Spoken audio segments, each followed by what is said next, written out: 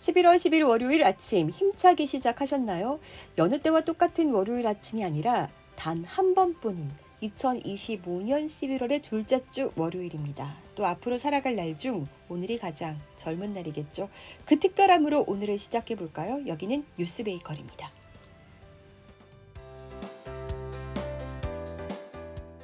특검이 최근 김건희 씨 자택을 압수수색했죠. 그 과정에서 프랑스 명품 브랜드 로저비비에가 함께 나왔다고 합니다. 현장에는 김기현 국민의힘 의원의 배우자가 작성한 편지도 함께 있었다는데요. 김기현 의원의 당대표 당선을 도와주셔서 감사합니다. 이런 내용이 적시됐었다고 하죠. 김기현 의원도 또 김건희 씨도 명품 가방을 주고받은 건 인정했습니다. 시점은 2023년 3월 국민의힘 전당대회에서 김기현 의원이 당대표로 당선된 후라고 하는데 이건 대가성이 아니라 대통령의 부인에게 예의 차원에서 선물한 것이라는 이런 황당한 주장을 내놓고 있습니다. 대구에서는 이런 뻔뻔한 사람들을 두고 이렇게 말한다고 하죠. 펀치도 좋다. 특검은 김기현 의원이 통일교 당원들의 도움을 받은 게 아닌지 의심하고 있습니다. 특검팀은 압수수색 영장에 김건희 씨를 정당법 위반 피의자로 적시했는데요. 건진법사 전성배 씨와 통일교 전 세계본부장 윤영호 씨의 대화 내용을 근거로 삼으면서입니다. 교인들을 동원해 당대표로 밀던 권성동 의원이 불출마하자 건진법사 전성배 씨가 윤 본부장에게 여사님께 말씀드렸습니다. 대통령을 위한 것이니 도와달라고 하셨습니다. 라고 메시지를 보냈다는 겁니다. 대통령의 의중이니 김기현을 밀어달라고 통일교에 부탁했다. 이런 얘기가 되겠죠. 그런데 통일교만 살펴볼 일이 아닙니다. 전광훈 세력이 당시 당대표 선거에 개입했다는 것은 너무나도 자명한 일이기 때문입니다. 전광훈 씨는 저와 인터뷰하던 2023년 윤석열 당선 이후 대통령실 수석들이 교회에 자주 찾아오고 있다고 했습니다.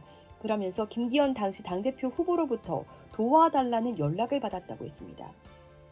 여기에 자신이 국민의힘 당대표를 만들었다는 취지의 주장을 줄곧 펼쳤었죠. 물론 김기현 의원 당시엔 부인했지만 말입니다.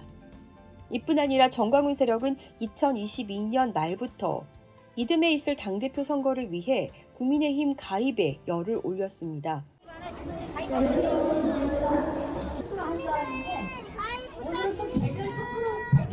많아서 잘 됐어 될수 있는데 저는 보셔야 되네요. 또 하나님 예수가 전광훈 목사가 지목하는 인물에게 표를 몰아주기 위해 전광훈의 지령을 기다렸던 전광훈 세력이었는데요. 2022년 말 광화문 광장에서 했던 인터뷰 한번 볼까요? 그때 저거 목사님 지정한 사람들 뽑기 하려고 하는 거예요. 그래서 우리가 그거를 하려고 이미 다 해서 사업들을 하니까 1, 2, 3, 8개월 뒤에 한번 가입이 돼야 돼요. 하셨어요. 금방 올리기 돼요. 안 된다면 이거 되게 중요해요. 이 리포팅을 보면 정광훈 씨 이런 반응 보일 것 같은데요. 야, 이 개새들. 니들은 한국 언론 아니야. 니들은 평양 방송이야. 반사. 당시 당원 경선 룰도 바꿨습니다. 국민 여론조사 비율 30%를 삭제하고 100% 당원 투표로 결정하는 쪽으로 말입니다. 그러니까 당시 대통령실은 국민의힘을 접수해야 할 필요성이 있었고 또 대통령실의 세를 과시하고 영향력을 보여줘야 할 필요성이 있던 무늬만 종교 세력이 있었습니다. 또 그 세를 업고서라도 당대표가 되고 싶었던 정치인이 있었던 셈인 건데요. 김건희 씨에게 준 명품 가방이 대가성이 아니라고요?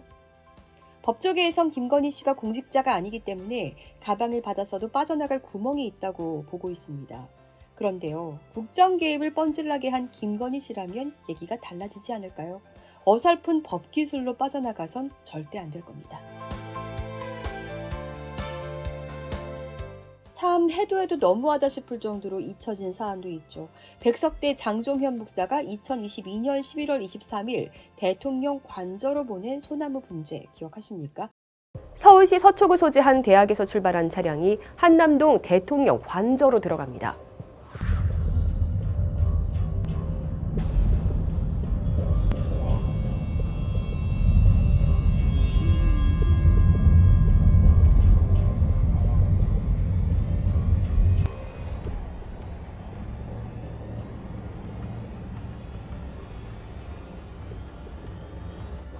학교 로고까지 스티커를 붙여 가린 채 말입니다.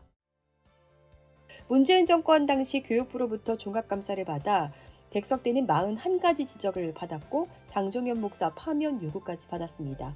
또 교육부는 장종현 목사를 업무상 배임 및 사립학교법 위반 혐의로 수사기관에 고발했었는데요. 장종현 목사가 윤석열 대통령실에 소나무 문제를 보냈던 때는 해당 건으로 재판이 진행되던 때였습니다. 결국 어떻게 됐을까요? 이후 해당 소송건은 2023년 하반기 교육부가 패소한 것으로 확인됐습니다. 또 소나무 문제를 보낸 장종현 목사를 당시 더 탐사 시절 보도했던 제가 직접 고발하기도 했었는데 해당 건은 여전히 방배경찰서에서 담당 수사관만 변경하며 푹푹 묵히고 있습니다. 방배경찰서 홈페이지에 실린 서장의 인사말을 좀 봤습니다. 사회적 약자를 보호하고 사각지대를 해소하며 주민이 더욱 생각하고 공감하는 따뜻한 경찰. 네, 저는 이거 못 보겠습니다. 대장동 개발비리 사건 수사팀이 7일 항소를 포기했습니다. 그러자 검찰 내부에서 반발이 대단하다고 합니다. 내용은 이렇습니다. 서울중앙지법 형사합의 22부가 지난달 31일 업무상 배임 등의 혐의로 기소된 유동규 전 성남도시개발기획본부장에게 징역 8년과 벌금 4억 원, 추징금 8억 100만 원, 또 화천대유 자산관리 대주주 김만배 씨에게 징역 8년에 추징금 428억 165만 원, 남욱 변호사에게 징역 4년, 정영학 회계사에게 징역 5년, 정민용 변호사에게 징역 6년과 벌금 38억, 추징금 37억 2,200만 원을 선고했습니다. 또 재판부는 4년간 재판이 이루어지고 충분히 공방이 이루어진 상태에서 중형이 선고된 상황이기 때문에 피고인들이 도망갈 염려가 인정된다면서 이들을 모두 법정 구속했습니다. 원칙적으로 항소 제기 여부는 최종 결정권이 해당 수사를 담당하는 지검의 지검장에게 있습니다. 하지만 사안이 중요하다 싶을 때는 검사장 단독으로 결정하지 않고 대검과 협의를 거치게 되고요. 대검의 최종 결과에 따르게 되는 게 관례라고 합니다. 대검은 일부 피고인에게 검찰 구형보다 높은 중형이 선고되기 때문에 항소하더라도 실익이 없지 않느냐, 이런 이유를 대면서 항소를 하지 않을 것을 제시했는데요. 그랬더니 중앙지검장이 사퇴하는 등 검찰 내부에서 반발이 크다는 겁니다. 이상합니다. 지난 11일 부산 금정구청장 보궐선거 당시 국민의힘 후보 지지를 호소하는 단체 문자를 발송한 혐의로 재판을 받은 박수영 의원. 최근 1심에서 벌금 90만 원을 선고받아 의원직을 유지하게 됐습니다. 징역형 또는 100만 원 이상의 벌금형이 확정됐다면 의원직을 상실하게 됐을 텐데요. 정말 아슬아슬하게 살아난 거죠. 그런데요, 검찰 항소하지 않았습니다. 그리고 이 일로는 검찰 내부가 아무 일 없다는 듯 조용합니다. 사실 직위한 판사의 술접대 의혹에도 또 직위한 판사가 매우 이례적인 시간계산법으로 내란숙의 윤석열을 풀어줬을 때도 검찰 내부에서 이 같은 반발은 없었습니다. 또 대통령 선거 당시 이재명 후보의 공직선거법 사건 항소심에서 무죄가 선고된 뒤 하루 만인 3월 27일 검찰이 상고했고 조희대 대법원장은 곧장 파기환송에 고법으로 내려보냈죠. 그야말로 LTE급 빠름빠름을 보여줬었는데요. 그때도 검찰 내부에서 간간히 비판의 목소리는 나왔지만 사퇴하겠다는 사람 보지 못했습니다. 어떤 검사가 자기 검사실에서 범죄자들의 범죄 수익금 은닉을 모의해 주더라도 또 어떤 조작 수사가 자행된 사실이 밝혀지더라도 검찰 내부에서 들고 일어나는 분위기는 없었습니다. 그런데 대장동 개발비리 사건, 당시 성남시장이었던 이재명 대통령을 검찰이 어떻게든 무리하게라도 엮으려고 애를 썼던 사건이었죠. 그러니까 이번 항소 포기에 검찰이 열을 내는 이유, 검찰이 얼마나 정치적인지를 보여주는 대목일 겁니다. 특히 한동훈 씨, 이번 검찰의 항소 포기에 대한민국 검찰은 자살했다라고 적는가 하면 연일 막말을 토해내고 있습니다. 네. 비번도 못 가 기자들이 찾아가 초인종 2번 눌러도 법무부 장관 지위를 이용해 압수수색과 고발로 대응한 한동훈 씨에게 제가 하고 싶은 말은 이것 하나입니다. 동훈아!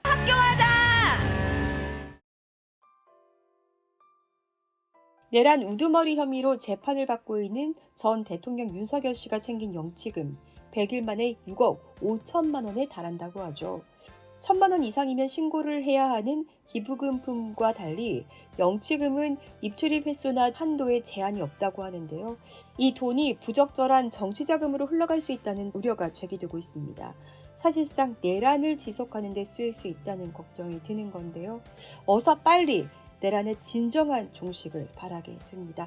여기는 민주주의를 사랑하는 여러분을 응원하는 뉴스베이커리였습니다.